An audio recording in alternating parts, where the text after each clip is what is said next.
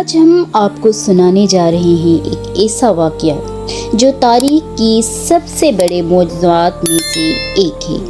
یہ ہے حضرت ابراہیم علیہ السلام اور نمرود کا واقعہ۔ بہت زمانہ پہلے ایک بادشاہ تھا، نمرود۔ غرور میں ڈوبا ہوا کہتا تھا، میں ہی خدا ہوں۔ لوگ جھکتے سجدہ کرتے، لیکن ایک شخص ایسا تھا جو تنہا کھڑا ہو گیا۔ وہ تھے اللہ کے نبی حضرت ابراہیم علیہ السلام۔ ان کا پیغام صاف اور سیدھا تھا، خدا ایک ہے، وہی خالق، وہی مالک ہے۔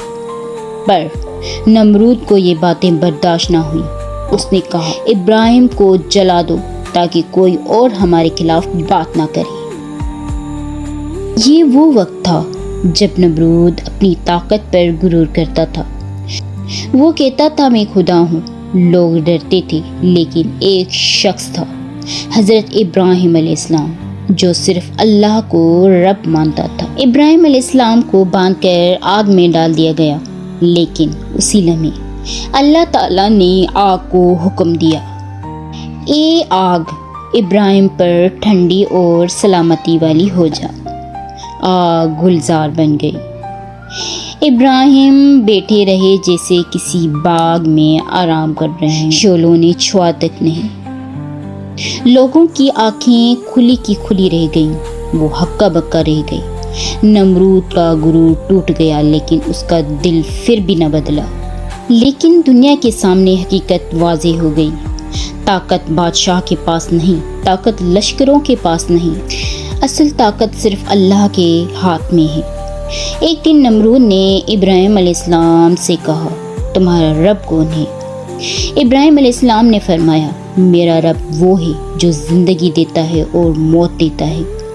نمرود نے کہا، میں بھی زندگی دیتا ہوں اور موت دیتا ہوں۔ اس نے دو قیدی کو بلایا، ایک کو قتل کیا اور ایک کو چھوڑ دیا۔ ابراہیم علیہ السلام نے سکون سے کہا، اللہ سورج کو مشرق سے نکالتا ہے، اگر تو خدا ہے تو اسے مغرب سے نکال۔ نمرود لاجواب ہو گیا، زبان بند، غرور چکنا چور۔ قرآن کہتا ہے کہ کافر گونگا ہو گیا۔ اس ظالم پر اللہ کی طرف سے ایک عذاب نازل ہوا۔ ایک چھوٹا سا مچھر اس کی ناک میں داخل ہوا اور دماغ میں پہنچ گیا۔ نمرود چیختا رہا، سر پیٹتا رہا، لیکن کوئی علاج نہ ہوا۔ آخر کار اسی عذاب پر ذلیل و رسوا ہو کر تڑپ کر وہ وہیں مر گیا۔ یہ واقعہ آپ کو اچھا لگے تو میری چینل کو لائک اور سبسکرائب ضرور کیجیے گا۔ Thank you so much.